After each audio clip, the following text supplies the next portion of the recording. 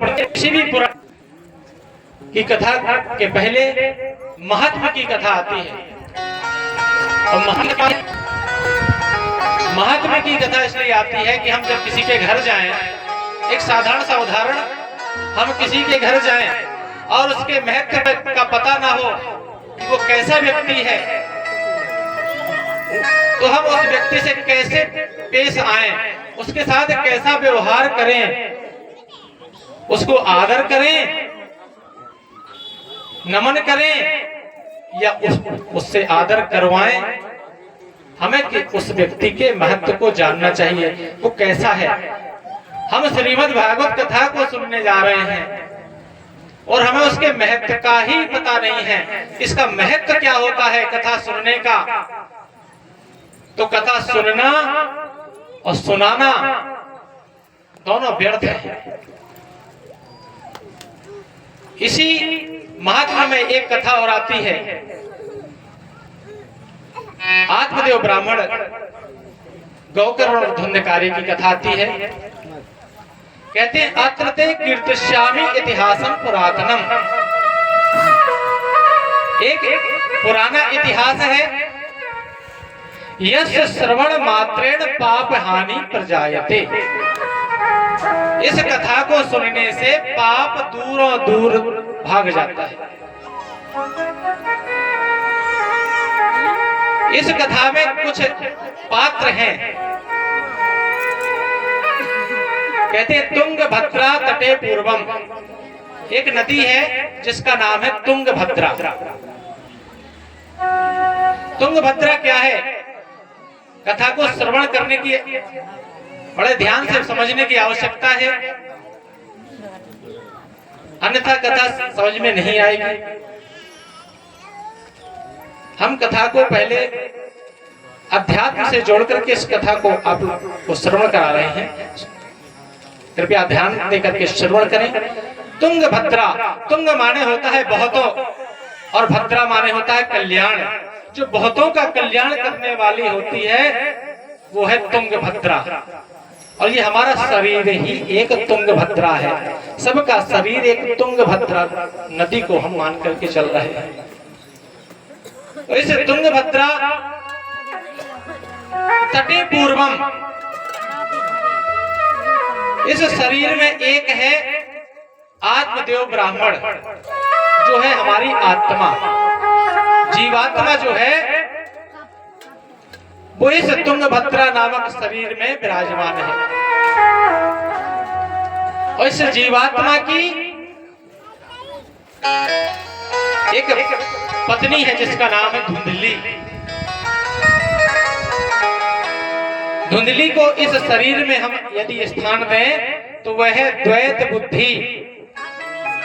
बुद्धि तो सबके पास होती है, लेकिन बुद्धि कैसी? द्वैत बुद्धि। हमारे सामने कुछ और आपके सामने कुछ, ऐसी द्वैत बुद्धि इस जीवात्मा के अंदर ही है, कहीं बाहर नहीं है। जब तक ये सक्रिय रहती है द्वैत बुद्धि, तब तक आत्मशक्ति जागृत नहीं होती। और एक कथा में एक और पात्र है, धुंधली की बहन। यह है द्वैत वृत्ति आचरण। हमारा आचरण कैसा है? द्वैत। इसमें भी दो प्रकार की, हम सामने अच्छे बन करके रहेंगे और हमारा कृत्य कुछ दूसरा है। यह है द्वैत वृत्ति। इसी द्वैत वृत्ति से दिया गया मन ही धुंधकारी है, क्योंकि ये मन बहुत चालायमान होता है। ये कहां से बनता है? द्वैत वृत्ति से, हमारे आचरण से मन। कहते जल की मन की एक गत और ये नीचे ख जाए, और बड़े यतन से राखिए तब ऊपर ठहराए। जैसी जल है वैसे ही मन है, ये हमेशा नीचे है भगत। मन की हमेशा अधोगति।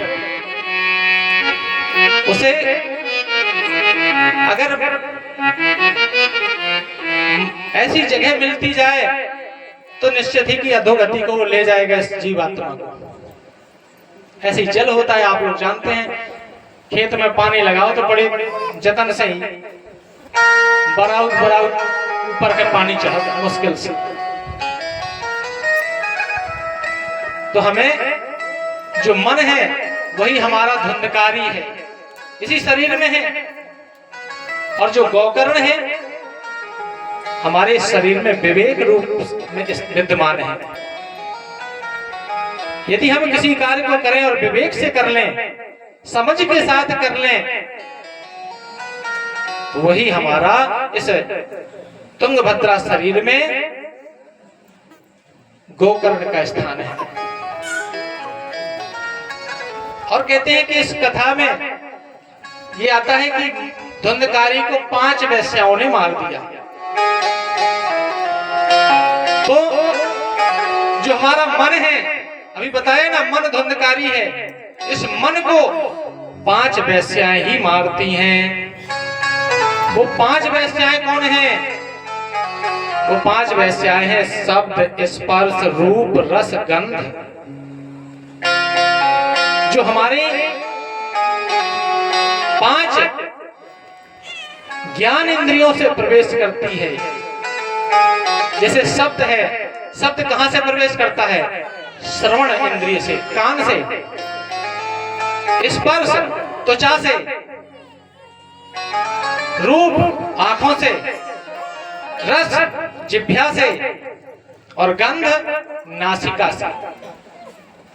अगर हमने इनमें थोड़ी सी भी लापरवाही कर दी, जैसे शब्द सुनना है, आप ये भगवान की कथा श्रवण कर रहे हैं तो अच्छी बात है, और इन्हीं इंद्रिय, इन्हीं श्रवण इंद्रिय से यदि हमने अश्लील गानों को सुनना प्रारंभ कर दिया तो ये वेश्या बन जाएगी ये इंद्रिय, और यहीं से हमारा पतन होना प्रारंभ हो जाएगा। एक इंद्रिय हमारी खराब होगी। त्वचा, भगवान ये भक्तों का आलिंगन करें, भगवान के चरणों का आलिंगन करें, तब तक तो ठीक है। यदि ये त्वचा वैश्यगमन में रत हो गई, प्रवृत्त हो गई, तो ये त्वचा भी एक वैश्या होगा। आंखें, जो रूप जहां से प्रवेश करता है, भगवान के सुंदर स्वरूप के, भगवान के चित्रों को देख करके यदि प्रसन्न नहीं होती तो भी ये वैश्या है। रस, ये जिह्वा से प्रवेश करती है, ये वैश्या। भगवान के प्रसाद में हमें रस प्राप्त नहीं होता, और मदिरा पान भक्षा भक्ष खाने में ये जिह्वा प्रसन्न होती है तो वैश्या है।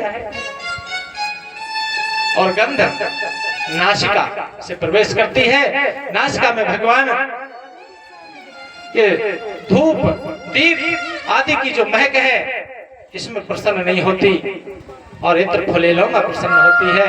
तभी हमारी घ्राण इंद्रिय, नासिका भी एक वैश्या ही है। ये 5 इंद्रियों को हमने बस में कर लिया तो हमारा मन कंट्रोल में रहेगा। यदि हमने 5 को स्वतंत्र छोड़ दिया तो फिर ये मन ये 5 वैश्याएं मार करके ही छोड़ेगी। और एक बात आती है इस कथा में कि श्रीमद् भागवत कथा 7 दिन तक चली, और 7 गांठ के बास में काला झंडा लगा करके धुंधकारी को स्थान दिया गया था, और एक दिन में 1 गांठ चटकती थी, 7 दिन में 7 गांठें चटक गई। इस शरीर में भी 7 गांठें हैं। इन 7 गांठों को रोज के रोज चटकाते रहो एक एक, तो आपका उद्धार हो जाएगा, मुक्ति हो जाएगी। ये 7 गांठें कौन कौन सी लगी इस शरीर में? काम, क्रोध, लोभ, मोह, मद, मत्सर, अहंकार।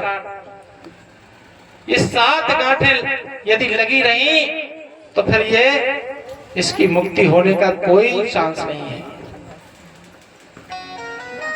क्योंकि हमारे पास 7